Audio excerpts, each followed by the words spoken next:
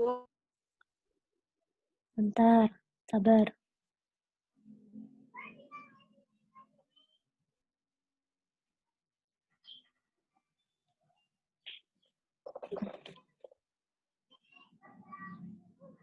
Nah, udah. Sekarang kita lanjutkan. Ini udah Ibu record. Nanti yang record yang pertama nanti Ibu share. Kalau mungkin nggak kesipan ya ke grup kelas ya. Oke, lanjut. Tadi kan kita udah tahu tuh, kalau misalkan bentuknya itu penelitiannya cohort, yang kita udah bagi dia kelompoknya terpapar dan tidak terpapar, kemudian kita ikuti apakah dia jadi sakit atau tidak sakit, kita udah bentuk menjadi tabel ini, kita udah bisa cari RR-nya, pakai rumus ini, A per A plus B per C per C plus D. Ya, sekarang kita coba, nah sekarang kita coba melihat OR. OR ini kalau kalian lihat di slide, dia itu adalah relative odds ratio atau peluang relatif. Kalau tadi risiko relatif, kalau ini odds itu artinya peluang, jadi peluang relatif. Ini biasanya digunakannya itu untuk case control. Kenapa? Karena kan kalau case control itu kita bermulanya dari dia sakit dan tidak. Nah, peluang ke belakang dia itu terpapar dan jadi sakit itu berapa? Kayak gitu. Kan kita nggak mengikuti dari awal sampai dia sakit kan? Kita kan ke belakang. Memulai dari dia sakit dan tidak sakit, kemudian kita telah ke belakang apakah dia dulunya terpapar atau tidak, gitu kan? Kalau untuk case control jadinya kita bicaranya peluang. Gitu. Jadi kita bicaranya peluang. Nah, untuk odds ratio ini, biar kalian gampang, ini kalian lihat di slide berikutnya. Tetap ya tabelnya kalian buat A, B, C, D dengan baris pertama adalah baris terpapar, yang kedua adalah yang tidak terpapar, kolom pertama itu adalah kolom sakit, kolom kedua adalah kolom yang tidak sakit. Nah, cara menghitung OR, OR itu adalah peluang yang terekspos jadi sakit dibagi peluang yang tidak terekspos jadi sakit. Intinya sama, mirip dengan RR. Kalau untuk OR ini lebih sederhana. Kalian nggak pusing, OR itu sama dengan A, D per B, C. A dikali D per B dikali C. Gitu. Dah. Intinya dua rumus ini toh. Nanti di akhir Ibu akan kasih contoh soal biar kalian bisa menggunakan rumus ini ya. Intinya dua rumus. Untuk yang cohort, kita biasanya menghitung RR, rumusnya rumus yang panjang. A per A plus D per C plus D. Untuk yang case control, kita bicaranya tentang peluang. Jadi kita menghitungnya OR. OR ini intinya peluang yang terekspos jadi sakit dibagi peluang yang tidak terekspos jadi sakit. Kalau mau kita sederhanakan itu AD per BC. Dah, selesai. Intinya cuma kita paham cara menghitung resiko sama peluang, gampang banget. Kalian nanti nggak usah hafal yang panjang ini, cuman kalian pahami tabel ini. Ya, A per A plus B per C plus D. Itu kalau RR. Kalau OR itu AD per BC. Ini sebenarnya penurunan dari rumus yang ini. Cuman biar lebih gampang, biar kalian nggak terlalu pusing, langsung aja tembak AD silang jadinya. AD, nih OR itu silang. AD per BC. Ya. Kalau OR itu dia silang AD per BC. Kalau RR tadi yang ke samping A per A plus B per C plus C per C plus C. Dah, selesai. Ada yang mau ditanyakan sampai sini? Enggak, Bu. Ini intinya sama. Cukup. Kita melihat resiko paparan terhadap penyakit itu seberapa besar. Apakah ada asosiasi apa tidak. Gitu. Nah, udah ini sepanjang ini intinya cuma 2 rumus ini toh. Ya. Terus ini sekarang kita bicara tentang macam-macam hubungan asosiasi kausal. Intinya di sini adalah ada tipe asosiasi, tipe hubungan. Tipe hubungan itu ada yang langsung, jadi kalau ini asosiasi. Asosiasi ini ada yang langsung dan tidak langsung. Yang maksudnya langsung adalah ketika suatu paparan memang langsung mengakibatkan suatu penyakit. Jadi hubungannya itu hubungan langsung. Kalau yang tidak langsung itu ada perantara gitu. Misalkan yang ini di slide selanjutnya. Ini mungkin lebih tepatnya yang ini alkohol ke hati gitu ya. Alkohol ke hati gitu. Itu kan langsung berhubungan. Atau yang tidak langsung ini bisa konsumsi alkohol ditambah rokok jadilah kanker paru. Kayak Paru. Jadi ada hubungan tidak langsung. Hubungan tidak langsung di sini ada faktor dari si rokoknya.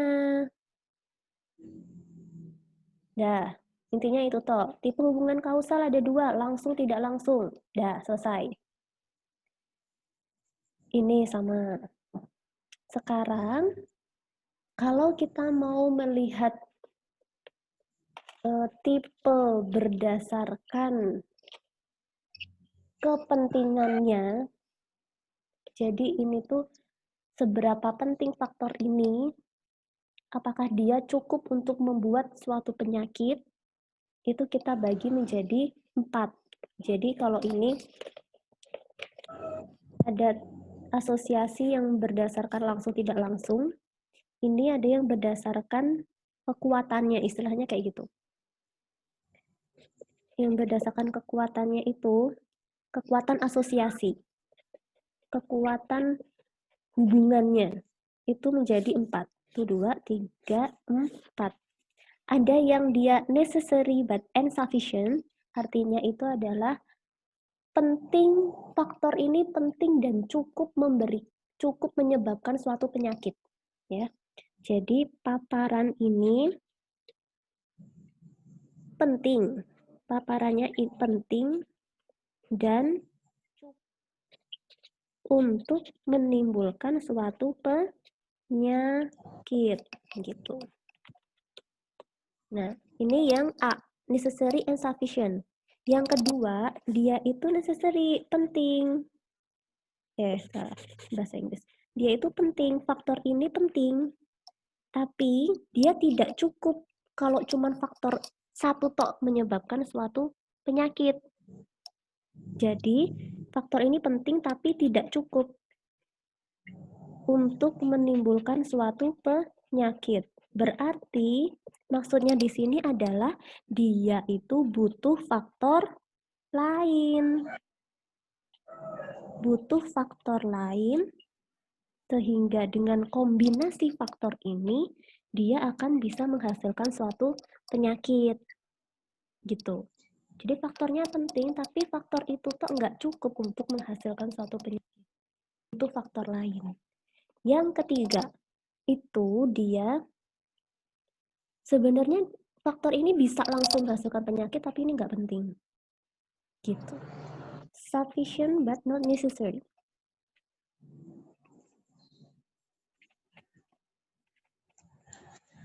Nanti kita lihat contoh-contohnya ya.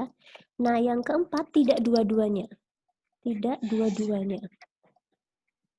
Nah, gitu. Contohnya ada di yang selanjutnya. Nih, ini faktor A penting dan cukup menghasilkan penyakit. Berarti ya udah dengan faktor A ini langsung jadi penyakitnya. Yang B, ini faktor A ini dia penting untuk menghasilkan penting tapi nggak cukup kalau cuman dia tok. Berarti dia butuh faktor B, butuh faktor C.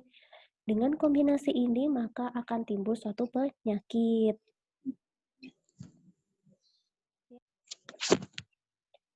Satu faktor saja dapat menyebabkan penyakit. Contohnya, baik paparan radiasi ataupun benzen itu semua dapat menyebabkan leukemia. Kriteria sufficient ini jarang dipenuhi. Perkembangan kanker ini memerlukan kofaktor dan paparan benzen maupun radiasi. Jadi, ini ada, kalau tadi kan yang B itu N. Jadi faktor A ditambah faktor B ditambah faktor C jadi penyakit. Kalau yang C ini atau faktor A ini saja sebenarnya cukup untuk menghasilkan penyakit. Cuman dalam kenyataannya dia memang tidak biasanya itu dia membutuhkan yang lain. Jadi OR di sini. Jadi yang ini, paparan radiasi atau benzen, radiasi tok itu bisa jadi penyakit, paparan benzen tok itu bisa jadi penyakit leukemia. Tapi kriteria sufficient ini jarang dipenuhi kalau untuk yang leukemia, karena biasanya kalau untuk perkembangan kanker itu memang selalu ada kofaktornya. Jadi biasanya untuk kanker ini memang ada faktor-faktor lain yang meningkatkan peluang suatu faktor menyebabkan penyakit. Gitulah intinya. Nggak? Ngerti nggak? Insya Allah ngerti, Bu. Mantap. Sip. Ya, gitu ya. Jadi kalau yang B tadi kata kuncinya N, kalau yang C ini kata kuncinya OR. Satu tok sebenarnya cukup, tapi biasanya dalam kenyataannya nggak cuma satu tok. Nah, ini yang D. Nggak cukup dan nggak penting. Jadi memang harus ada, kalau cuma faktor A saja, itu dia tidak cukup, dan dia tidak penting untuk menghasilkan penyakit, dan dia tidak bisa menghasilkan penyakit. Jadi dia butuh faktor A plus faktor B, atau faktor C plus faktor D, dan faktor E atau faktor F. Jadi ini lebih kompleks, model yang paling kompleks. Tapi model yang paling kompleks ini ternyata adalah model yang paling sering mewakili hubungan suatu kausal. Terlebih untuk penyakit yang kronis. Ya, jadi ada banyak faktor yang berpengaruh, intinya gitu. Ada banyak faktor yang berpengaruh, nggak cuma atau.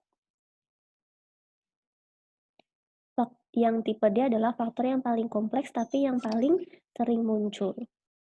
Nih, ini untuk kalian bisa baca sendiri ya. Intinya kalau kita melihat hubungan asosiasi itu kita melihat dari segi mananya.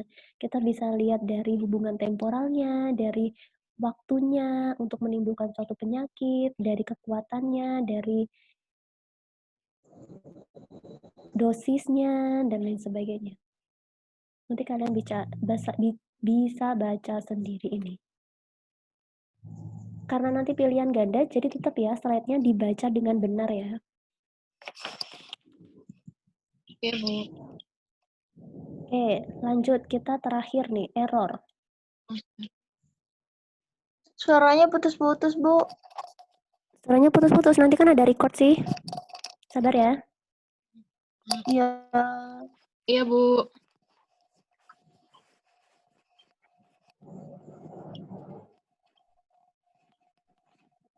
Oke, kita next ke record. Error. Error. Error. Error ini artinya kesalahan dalam penelitian. Kesalahan-kesalahan yang mungkin muncul dalam penelitian. Intinya, error ini atau kesalahan itu kita bagi menjadi dua. Ada kesalahan acak dan ada kesalahan sistemik. Untuk kesalahan acak, dia itu di luar kendali kita. Itu ada di faktor-faktor luar. Namanya juga acak ya, jadi dia di luar kendali kita. Di luar kendali. Jadi kalau misalkan kita melakukan penelitian tentang paparan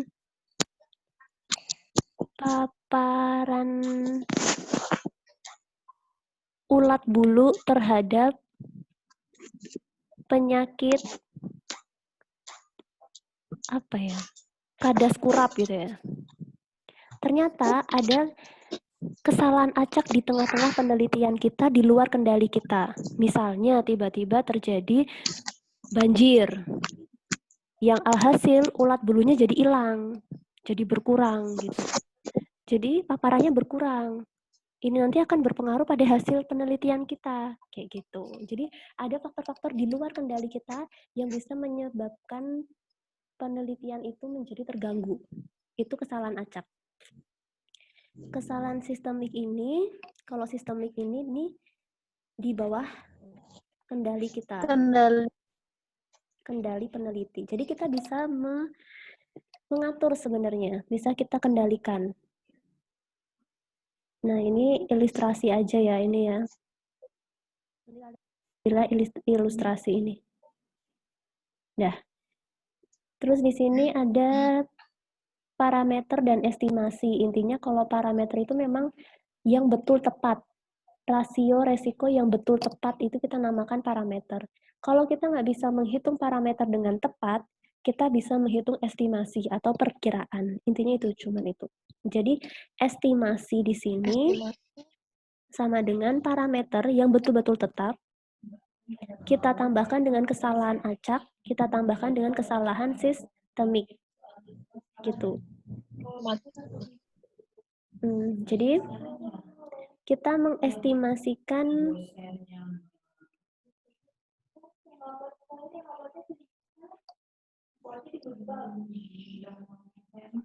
jadi nanti kita akan melihat di sini estimasinya dari suatu penelitian. Karena kita nggak bisa melihat secara langsung, jadi di sini ada parameter ditambah kesalahan-kesalahan tadi, kesalahan acak dan kesalahan sistemik. Terus yang ini, mulai ya kita kesalahan acak. Kesalahan acak itu tadi yang di luar batas kendali kita. Cara mengatasinya itu dengan sampelnya dinaikkan dan meningkatkan efisiensi. Jadi kita fokusnya ke kelompok yang resiko. Fokus ke kelompok resiko. Jadi untuk meminimalisir kesalahan, kita fokusnya ke kelompok resiko. Jangan sampai yang kelompok resiko ini salah. Karena nanti kalau kelompok yang beresiko ini salah, nanti berarti hasilnya salah. Benar-benar jadi sakit apa enggak itu nanti bisa salah. Ya. Nah, kalau kesalahan sistemik ini, kita bisa namakan dia bias. Nanti kita bagi menjadi 3. Ada selection, ada information, dan ada confounding. Selection bias ini dia terkait dengan pemilihan subjek di awal penelitian. Kalau pemilihan subjeknya salah, kita menyeleksi sampelnya salah, itu nanti bisa berpotensi salah pada penelitian hasilnya gitu. Kalau informasi ini nanti mungkin kesalahan pada saat analisisnya, pada pengambilan datanya, pada analisisnya, kayak gitu. Kalau untuk confounding, itu nanti kita akan bahas sedikit. Ini ya, jadi selection bias ini dia salah di sampel, misalkan. Jadi, milih subjeknya salah. Ngelompokin sampelnya salah. Itu berarti kita masukin ke selection bias. Dah, lanjut. Information bias itu kita salah, misalkan ini salah dalam alat pengukurnya. Jadi kita hasilnya ya salah. Misalnya kita mau ukur termometernya yang salah, termometernya yang rusak kayak gitu. Kemudian kita dalam interviewnya nggak benar.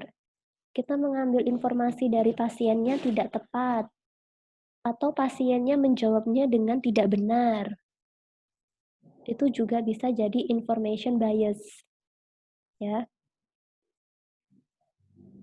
Jadi ini pas penelitiannya, pas analisis datanya, pas pengambilan datanya. Kalau selection bias itu pas pemilihan sampel. Nah, sekarang confounding. Confounding ini apa? Confounding ini kalau mau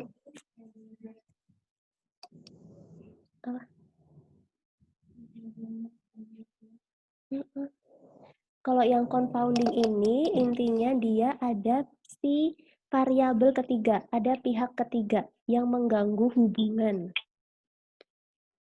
Ya. Sakit, Bu. Siapa? Ini yang ngomong Roy, kenapa? Jadi dia itu ada Oh iya, jadi ada variabel ketiga, ada pihak ketiga yang mengganggu hubungan yang diamati antara paparan dan hasilnya. Gitu. Maksudnya gimana ya, Bu? Jadi misalkan kalau untuk yang confounding ini, kita kan mau melihat paparannya itu rokok. Paparannya itu nanti rokok ya, rokok. Nanti kita akan lihat nanti jadi dia efeknya ke jantung. Ternyata dalam penelitian ini, dalam studi epidem ini, akan ada atau faktor-faktor yang mengganggu, yang bisa mengganggu. Contohnya adalah umur. Umurnya gam. Nah, faktor umur ini kalau kita tidak menyamakan atau mengelompokkan kembali, itu bisa jadi penghalang. Nanti kita bisa jadi bias. Gitu. Kesalahan itu tadi ya. Iya, jadi ini ada variabel ketiga yang mengganggu hubungan antara paparan ini dalam menghasilkan suatu efek. Jadi kalau misalkan kalian meneliti ini tadi, rokok menjadi penyakit jantung, kalian harus hilangkan variabel-variabel pengganggunya. Misalkan umurnya nanti dikelompokkan, direstriksi, kayak gitu. Nanti akan ada selanjutnya, nanti ada cara-cara untuk menghilangkan confounding. Dah, sampai sini aja materi kita tentang studi epidemiologi. Jadi, macam-macam studinya kalian pahami. Ada eksperimental, ada observasional. Kalian bedakan cohort dan case control seperti apa. Kemudian kalian nanti hitung untuk risiko relatif dan peluang relatifnya. Kemudian dalam menghubungkan paparan dan hasil, itu ada yang namanya asosiasi. Asosiasi itu terkait dengan sebab akibat. Hubungannya itu menjadi hubungan sebab akibat atau tidak. Kalian bisa lihat tipe-tipenya di sini. Tadi ada yang 4 tipe. Kemudian dalam penelitian kita tidak bisa menghilangkan error, tapi kita bisa meminimalisasi error. Error itu sendiri atau kesalahan ada 2 macam, ada acak sistemik, acak itu yang di luar kendali, sistemik itu yang di bawah kendali kita.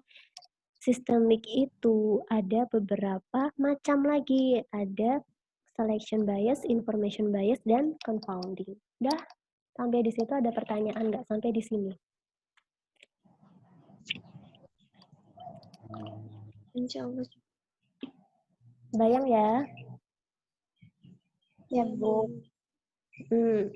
Terus nanti kalian baca lagi di bab awal yang sebelum UTS tentang morbiditas, mortalitas, kemudian apalagi bahan kita? Morbiditas, mortalitas, prognosis. Kalau misalkan dari bab-bab di awal, kalau masih belum jelas nanti Ibu jelaskan, kalian boleh tanya nanti lewat WA atau lewat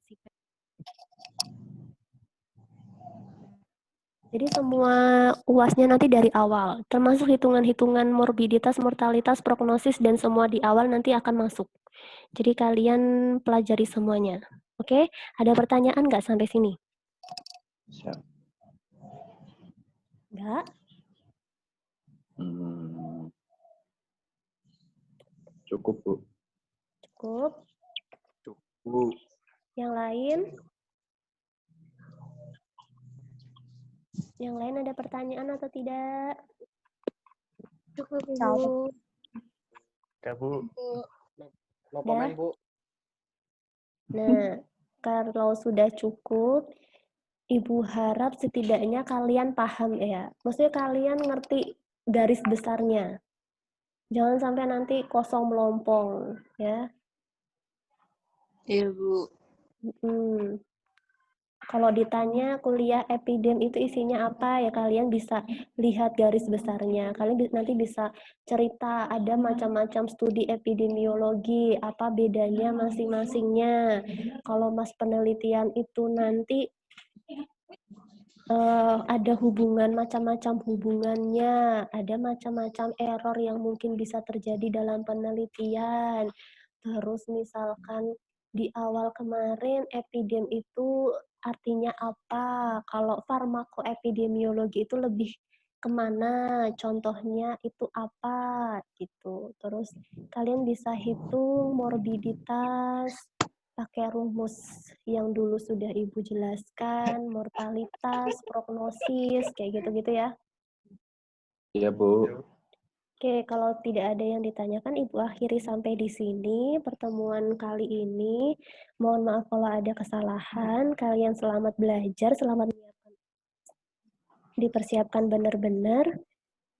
Ibu akhiri. Wassalamualaikum warahmatullahi wabarakatuh. Waalaikumsalam warahmatullahi wabarakatuh. Bu.